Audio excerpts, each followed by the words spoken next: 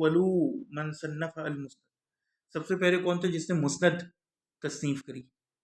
اب مسند کا کیا مطلب ہے؟ شامیر تنویر بتائیے جلدی سے. وہ تو مصنف ہوتا ہے، مسند کیا ہوتا ہے؟ مجھے ایگزیکٹلی نہیں معلوم. مسند ابھی بتایا. ملک عمار آپ بتائیے. مسند مسند ایسی کتاب کو کہتے ہیں جس کے اندر ہر صحابی کی جو روایات ہیں نا وہ باب وائز ہو. مثلا حضرت ابوبکر کی حدیثیں وہ ایک باب کے اندر آ گئی، پھر حضرت عمر کی حدیث آ گئی، پھر حضرت عثمان کی، حضرت علی کی، اس طرح جتنے صحابہ ہیں نا جن سے جو روایات مربی ہیں وہ ہر صحابی کی علیحدہ مسند بنا کے نا اس کے اندر ہر صحابی کی جتنی روایات ہیں ان کو اکٹھا کر دیا جاتا ہے، اسے مسند کہتے ہیں. یعنی اس کے اندر وضو، نماز، روزے کے باب نہیں ہوتے، بلکہ لکھا ہوتا ہے بس مسند عبداللہ ابن عمر. اب عبداللہ ابن عمر سے بیو، سیام، وضو، نماز سے ریلیٹڈ جو حدیث ہوں گی وہ اس مسند کے اندر جمع کر دی جائیں گی. سمجھے؟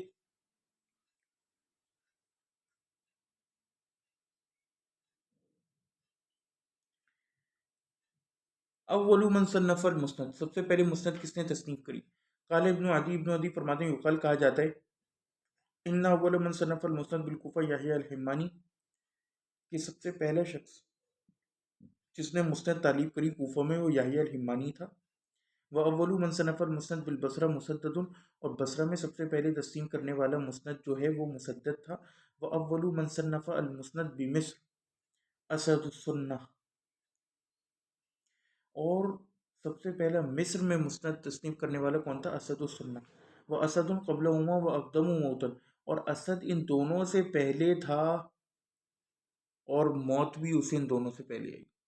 وقال الحازمی، اور حازمی نے فرمایا اسحاق بن ادریس السواری یقال انه اول من جمع المسند بالبصر، ويقال اول من صنف المسند موشے بن قرہ الزبیدی.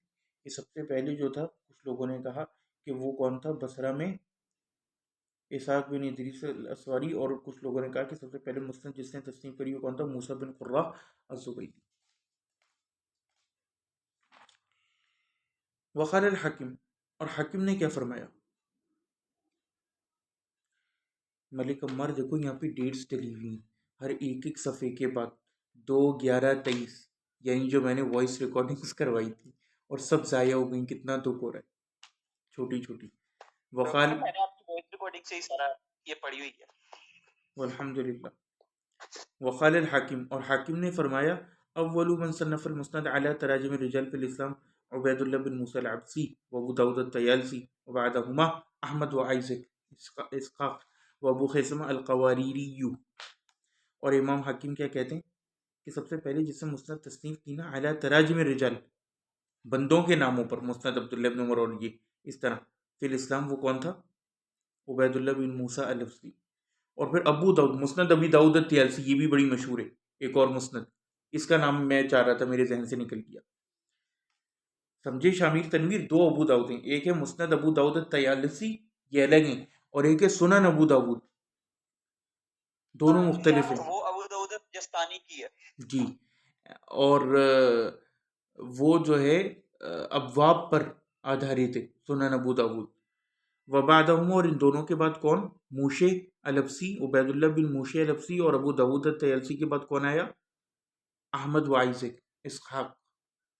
وہ ابو خیثمہ والقواریری، اور ابو خیثمہ اور قواریری. وذکر الحاکم فی تاریخ نیزابور، اور تاریخ نیزابور میں حاکم نے کیا ذکر کیا؟ ان ابا جعفر عبداللہ بن محمد المسندی شیخ البخاری انما قیل له المسندی لانه اول من جمع المسند السبع على التراجم بما وراء النہر، کہ انہوں نے نہر کے پیچھے سے ابو جعفر نے، جن کو عبداللہ بن محمد المسندی کہا جاتا تھا اس لیے کہ انہوں نے سب سے پہلے جمع کی تھی مسند، اور یہ بخاری کے شیخ تھے. ڈاکٹر بیوراء النہر، یہ ماورا النہر کو کہا جاتا ہے نا جو علاقہ ہے؟ جی، نہر کے پیچھے.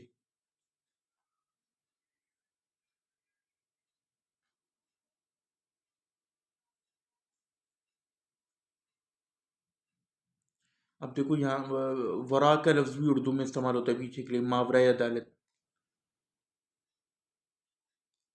یعنی عدالت کے پیچھے سے، بغیر اس کو انوالو کیے. والذین صنفوا، اور وہ لوگ جنہوں نے تصنیف کری ان میں اور کون تھے؟ منہم من افرد صحیح کالبخاری و مسلم ومن بعدہما کابن خزیمہ، وہ لوگ تھے جنہوں نے صحیح بخاری، جنہوں نے صحیح تصنیف کری بخاری و مسلم کی طرح، اور ان دونوں کے بعد کہ ابن خزیمہ و ابن حبان، جیسے صحیح ابن خزیمہ اور صحیح ابن حبان، ولیکن کتابہما لا یبلغ مبلغ کتاب شیخ، یعنی ان دونوں نے تو اپنے زوم میں صحیح لکھنے کی کوشش کری لیکن وہ بخاری مسلم کے لیول پر پہنچ ہی نہیں پائیں۔ ومنہم من لم یشترط الصحہ، اور اس میں سے ایسے بھی تھے جنہوں نے صحت کی شرطی نہیں لگائی، وجمع صحیح وما قاربو، اور انہوں نے صحیح اور جو صحیح کے قریب تھی وہ جمع کری، وما فی بعض لین و ضعف، اور اس کے اندر بعض لین کمزوری اور ضعف تھا، واکثرهم لم یثبتوا ذلك، اور اس میں سے اکثر جو تھے انہوں نے اس کو ثابت نہیں کیا، ولم یتکلموا علی التصحیح والتضعیف، اور انہوں نے اس کے تصحیح اور تضعیف پر کلام نہیں کیا۔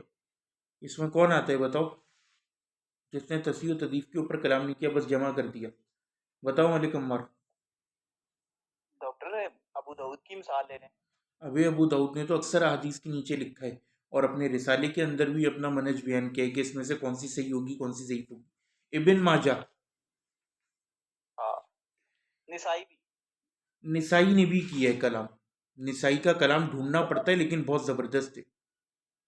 ڈاکٹر لیکن وہ بہت کم کلام کرتے ہیں۔ ہاں کم ہے لیکن ہے اچھی خاصی جگہوں پہ، اور ان کی اگر کبرا کو بھی شامل کر لو تو مزہ ہی کچھ اور ہے۔ وَأَوَّلُ مَنْ عَلِمْنَاهُ بَيَّنَ ذَلِكَ ابو عیسیٰ الترمذی، اور کہتے ہیں کہ ہم سب سے پہلے ان میں سے جو جانتے ہیں جنہوں نے اس کو واضح بیان کیا وہ ہے امام اعظم امام ابو عیسیٰ الترمذی، سمجھے؟ وقد بین فی کلامی ھذا انہ لم یسبق الی ذلک، کہ ان سے پہلے کوئی نہیں گزرا، واعتذر بان هؤلاء الائمہ الذین سماهم صنفوا ما لم یسبقوا الیہ، اور اعتذار کیا کہ یہ جو ائمہ تھے جن کا نام لیا انہوں نے تسلیم کیا وہ کچھ جو اس سے پہلے نہیں گزرا۔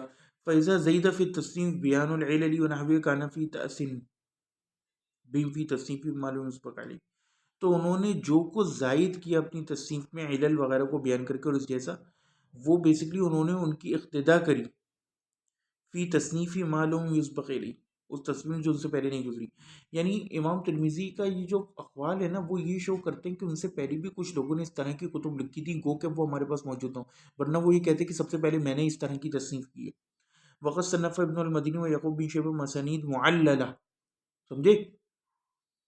یہ تو ہمارے پاس موجود ہیں کچھ فارمز میں، یعقوب بن شیبہ اور علی ابن المدینی نے مسانید معللہ لکھی ہیں پوری معلول اس کے اوپر۔ وَأَمَّا الْأَبْوَابُ الْمُعَلَّلَةُ فَلَا نَعْلَمُ أَحَدًا سَبَقَ التِّرْمِذِيُّ إِلَيْهِ، وہ کہتے ہیں البتہ ابواب کے اوپر آدھارت معلول احادیث اگر کسی نے لکھی ہیں تو وہ کون ہے؟ ہم نہیں جانتے کسی کو بھی کہ ترمذی سے پہلے اس نے سبقت لے کے گیا ہو۔ وَزَادَ التِّرْمِذِيُّ أَيْضًا ذَكَرَ كَلَامَ الْفُقَهَاءِ، اور امام ترمذی نے ایک اور زبردست کام کیا اور وہ کیا کیا کہ انہوں نے فقہا کے کلام کو سمجھے نقل کیا، تو اس سے ایک اور ایڈیشنل لیئر ایڈ ہو جاتی ہے۔ وَهَذَا كَانَ قَدْ سَبَقَ إِلَيْهِ مَالِكٌ فِي الْمُوَطَّأِ وَسُفْيَانُ فِي الْجَامِعِ، وہ کہتے ہیں البتہ فقہا کے کلام کو یا فقہی مباحث کو کچھ حد تک امام اعظم امام مالک رحمہ اللہ نے اپنی موطا میں اور سفیان نے اپنی جامع میں نقل کیا، لیکن امام ترمذی کی کتاب زیادہ اوپر کیوں جاتی کیونکہ انہوں نے امام مالک نے صرف میجورٹی اپنا مذہب بیان کیا تھا یہ اہل مدینہ کا، لیکن امام ترمذی نے تمام کا جمع کیا جتنا جمع کر سکتے تھے، تو فقہی ایک انسائکلوپیڈیا کائنڈ آف ہو گیا جیسے المغنی، پلس اس کے اندر علل کے مباحث امام محمد بن اسماعیل البخاری کے کلام اور علل کے ائمہ کے کلام اور ائمہ حدیث کے کلام، تو اس لیے یہ بہت امپورٹنٹ بات ہے، ہم یہ پڑھیں گے بھی اس کے آخر میں اور اسپیشلی دوسری جلد کے سٹارٹ میں کہ جامعہ ترمذی کی امپورٹنس کیا ہے۔ یہ جتنے ہمارے یہاں دیسی ہیں نا اہل حدیث، یہ انہوں نے ایک غلط منہج کی وجہ سے نا اس کی امپورٹنس کو بالکل انڈرمائن کر دیا، جبکہ عرب علماء اور متقدمین کے منہج پر جو بھی ہوگا اسے اس کی مہتوتا اور امپورٹنس کا پتہ ہوگا، یہی وجہ ہے کہ مدارس میں پڑھائی جاتی ہے۔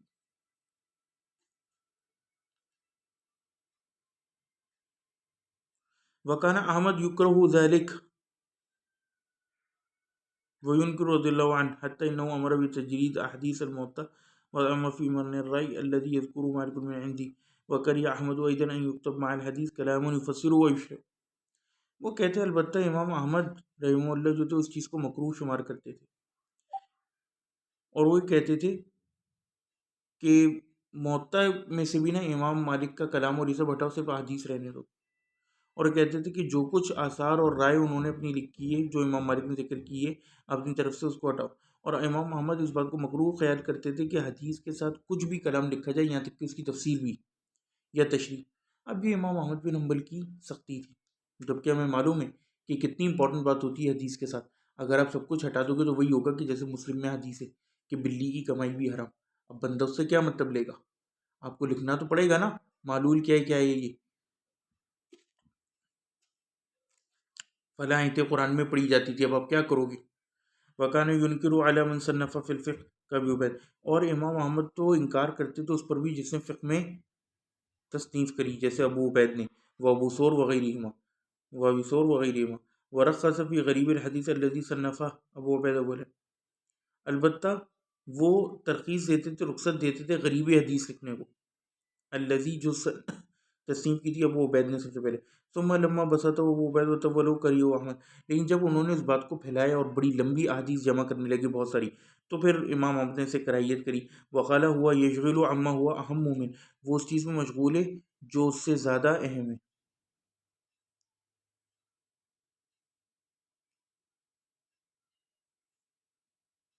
جو اس سے زیادہ اہم ہے وہ اس کو چھوڑ کے دوسری چیز میں مشغول ہے.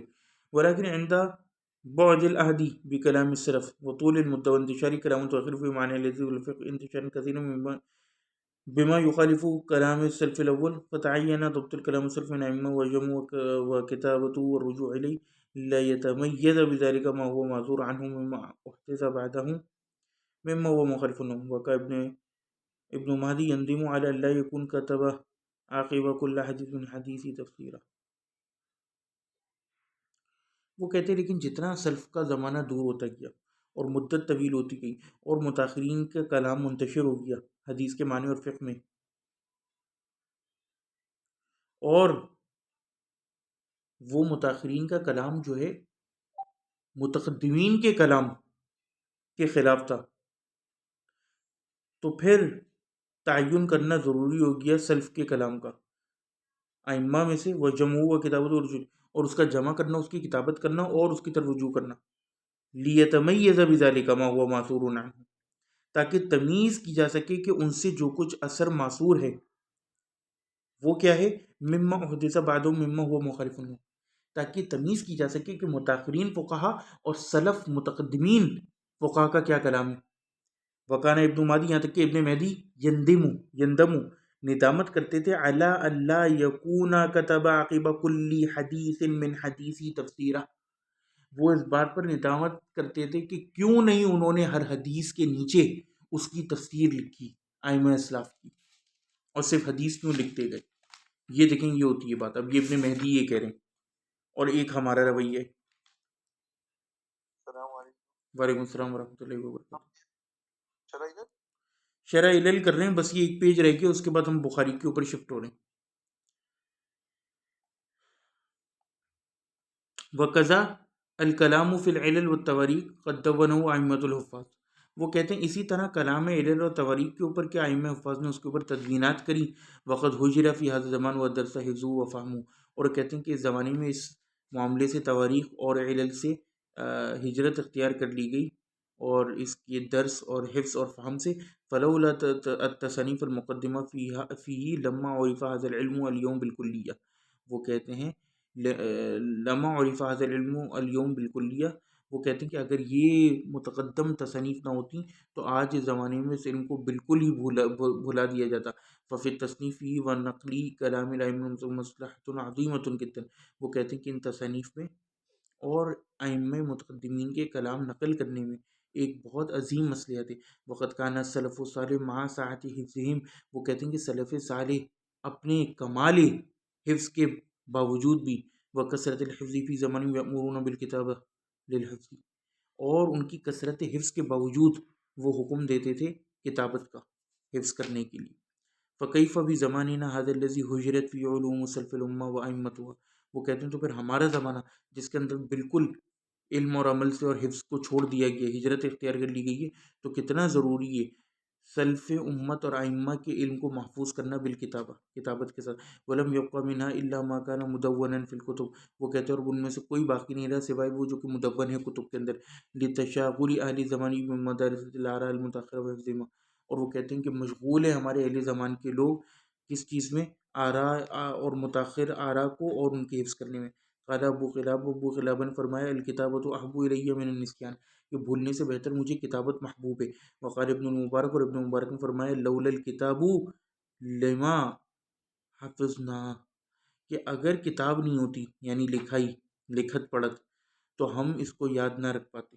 وقال الخلال، اور خلال نے فرمایا اخبرنی المیمونی، کہ مجھے میمونی نے خبر دی انہو قال لی ابی عبداللہ یعنی احمد بن حنبل، کہ انہوں نے ابو عبداللہ احمد بن حنبل سے فرمایا قد قری قوم کتاب الحدیث بالتاویل، کہ کچھ لوگ کتابت حدیث کو مکروہ خیال کرتے ہیں تعویل کے ساتھ۔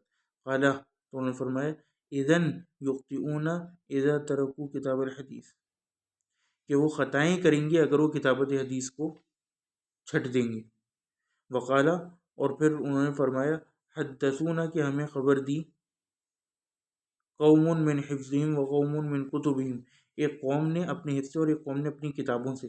فکان الذین حدثونا من کتبہم اتقن، تو جن لوگوں نے اپنی کتابوں سے املا کرا تھا، دیکھ کے پڑھا تھا اور حدیث سنائی تھی، وہ زیادہ اتقن تھے، یعنی they had a stronger memory and تقین علی احادیثہم۔ وقال اسحاق بن منصور، اور آئزک بن منصور نے کیا فرمایا قلت لاحمد، کہ میں نے امام احمد سے کہا من کریہ کتاب العلمی، کہ جو کوئی علم کو لکھنا مکروہ گمان کرے۔ قال، تو نے فرمایا کریہہ قوم ورخص فیہ قوم، کہ ایک قوم نے اس کو مکروہ خیال کیا اور ایک قوم نے اس میں ترخیص دی ہے، رخصت دی ہے۔ قلت، اور میں کہتا ہوں لو لم یکتب ذهب العلم، کہ اگر نہیں لکھا جاتا تو علم چلا جاتا۔ قال احمد، اور امام احمد نے فرمایا ولولا کتابت ای شیء، ولولا کتابتہ، کہ اگر اس کی کتابت نہیں ہوتی ای شیء کنا نحن، تو ہم کس چیز پر ہوتے؟ That is the question، الاستفهام۔ وآخر دعوانا ان الحمد للہ رب العالمین۔